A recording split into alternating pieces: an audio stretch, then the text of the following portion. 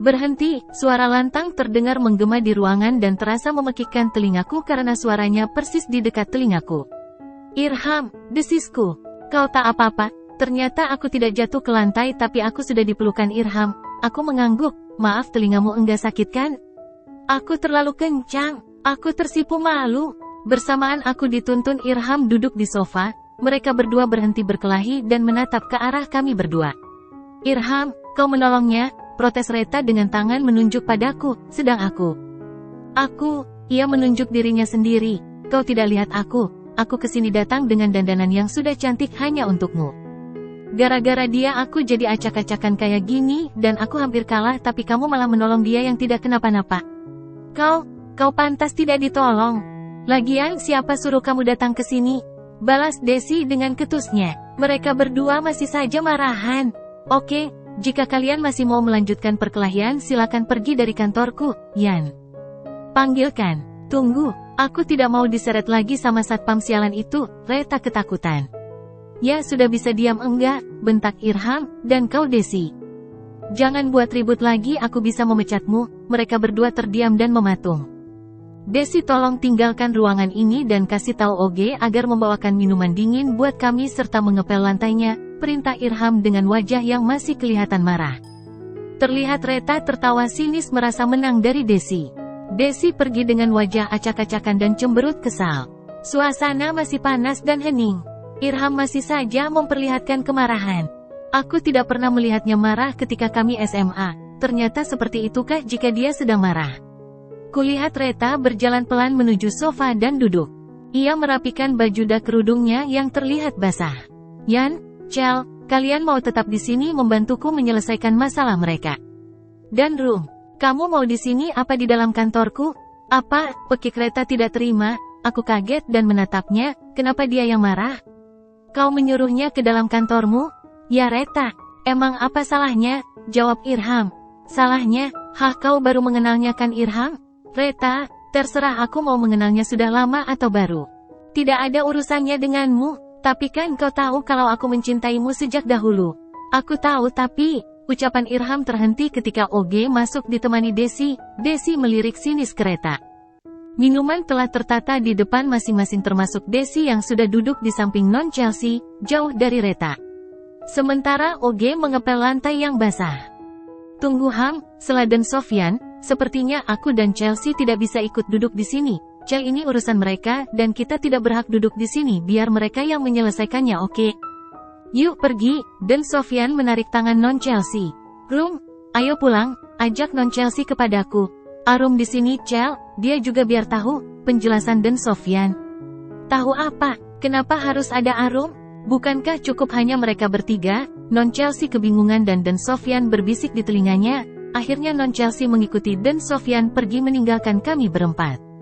Oge juga telah selesai mengepel dan meninggalkan ruangan ini. Kalian minumlah terlebih dahulu, perintah Irham kepada mereka. Dia juga mengambil botol minumannya dan memutar tutupnya. Setelah terbuka memberikannya kepadaku yang duduk di sampingnya. Kalian berdua, dengarkan. Sejak awal aku tidak pernah menaruh hati ke kalian. Tidak satu pun dari kalian. Tolong jangan memperebutkanku lagi. Tapi Ham, jika aku tidak berada di sampingmu lalu dia Desi di sampingmu? Kau kira dia baik? Dia hanya memakai kerudung di saat kerja saja. Dia hanya mencari perhatianmu saja dan aku tak mau kamu bersama wanita seperti itu. Kau memfitnahku, bantah Desi. Kenyataannya begitu. Kau, sudah, telingaku sakit. Aku tak mau mendengar kalian bertengkar lagi. Mengenai pribadi kalian masing-masing aku tak peduli. Itu hak kalian mau pakai jilbab atau tidak. Ketahuilah untuk kalian berdua, aku tidak akan memilih salah satu dari kalian berdua, karena aku sudah punya seseorang yang aku sukai. Jadi kalian tidak usah repot-repot berkelahi hanya untuk memperebutkanku. Jika kalian berdua berkelahi lagi di kantorku, aku akan memperkarakan kalian berdua ke polisi. Dan aku tidak main-main. Tapi Ham aku hanya membela diri. Dia yang memulainya, cetus Reta tidak terima. Tapi Pak, dia selalu memprovokasiku, Desi membela diri. Aku tak peduli, yang penting tidak ada lagi adegan seperti tadi, titik. Ayo Rum, ikut aku. Aku menatap Irham, dia mengangguk dan menggenggam tanganku terpaksa aku mengikutinya.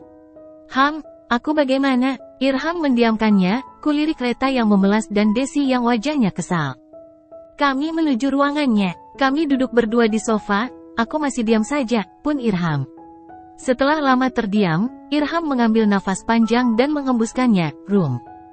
Maafkan aku. Maaf kenapa? Maaf karena acara ketemuan kita batal. Oh, itu, dia mengangguk dengan berat. Dan minta maaf karena tidak memberitahu bahwa aku keluar kota dengan Desi. Maaf Rum. Dia menundukkan kepalanya, tidak berani menatapku. Aku jadi bingung. Apakah benar rumor tersebut? Dan apakah itu juga berlaku untuk Irham? Tapi apakah mungkin Irham tidur satu kamar dengan Desi di sana?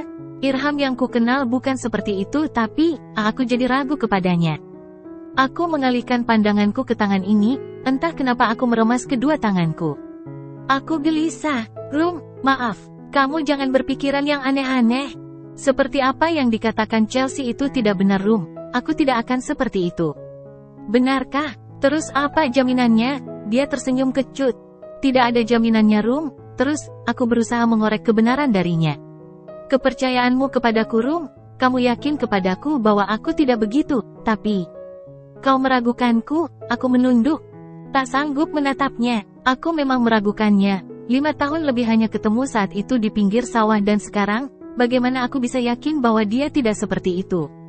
Baiklah Rum, terserah padamu. Yang perlu kamu ketahui, dari SMA aku menyukaimu dan sampai sekarang aku menjaga agar hatiku hanya tetap untukmu.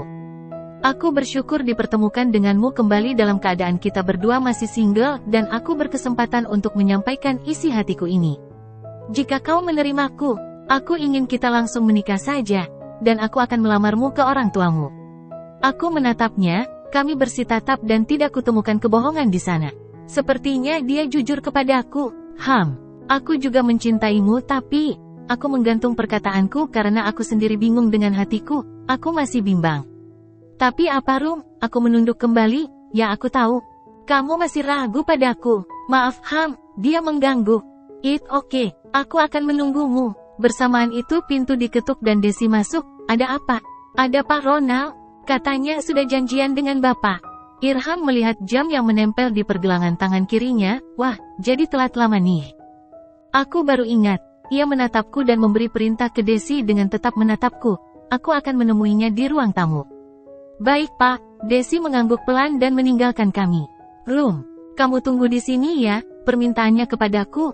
Entah kenapa aku mengangguk padahal aku ingin segera pulang. Irham pun meninggalkanku sendirian di ruangannya.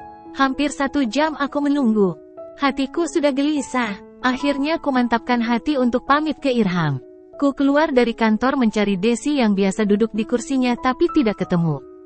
Aku pun berjalan mendekati ruang tamu dan di balik tembokku mendengar tamu Irham berkata, Pak Irham tolong apa yang saya katakan dipikirkan matang-matang. Pak Irham harus mencari pendamping yang pantas di sisi Anda dalam berumah tangga dan perusahaan, biar tidak malu-maluin nantinya. Laki-laki sukses di belakangnya ada istri yang mendukungnya. Oke, makasih Pak Ronald. Aku yang mendengarnya di balik tembok merasakan nyeri di dada ini, malu-maluin, sepertinya kata itu untukku. Aku orang kampung yang tak pantas bersanding dengannya, ku elus dada ini. Kau sudah mendengarnya bukan? Bisik seseorang pelan di telingaku dan sukses membuatku terkejut. Bersambung.